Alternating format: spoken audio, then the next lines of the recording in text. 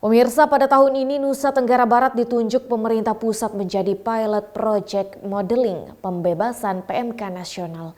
Proyek tersebut dibagi menjadi 3 zona, yaitu zona Pulau Lombok, zona Sumbawa Timur, dan zona Sumbawa Barat. Berdasarkan keterangan Kepala Bidang Kesehatan Hewan dan Masyarakat Veteriner Disnakesuan Lombok Timur Hultatang, pada tahun ini pemerintah pusat menunjuk NTB sebagai pilot project modeling pembebasan PMK nasional. Dipilihnya Nusa Tenggara Barat sebagai percontohan nasional dikarenakan lalu lintas ternak yang ada di Pulau Sumbawa dan Lombok hanya berbatasan dengan lautan, sehingga kontrol lalu lintas ternak lebih mudah dilakukan. Proyek modeling pembebasan PMK nasional dibagi menjadi 3 zona, yaitu zona Pulau Lombok, zona Sumbawa Timur, dan zona Sumbawa Barat yang akan diisi dengan 2 program, yaitu lalu lintas ternak dan vaksinasi. Ditegaskan Hultatang menyambut 2 program tersebut, terdapat beberapa persiapan yang telah dilakukan oleh Lombok Timur, diantaranya dengan membentuk 3 zona, mulai dari zona timur yang mencakup wilayah Wanasaba, Sambelia, dan Sembalun, zona tengah mencakup Aimel, Pringgasela, Selong, dan zona barat mencakup wilayah Sikur, Montong Gading, Terara, dan Sakra. Disnakesuan memastikan akan memperkuat lalu lintas ternak dan vaksinasi di masing-masing zona tersebut. Tidak hanya itu, seluruh UPT Kesuan telah dikerahkan untuk mendata jumlah populasi ternak dan jumlah vaksinasi ternak di Lombok Timur.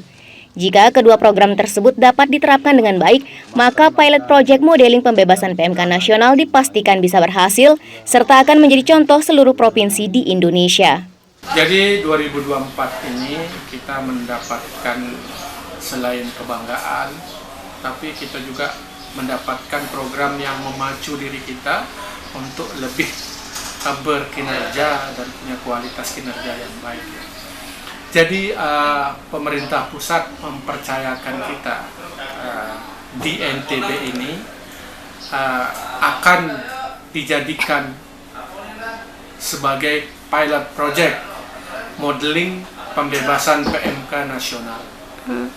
Jadi NTB dipilih sebagai tempat pembebasan PMK.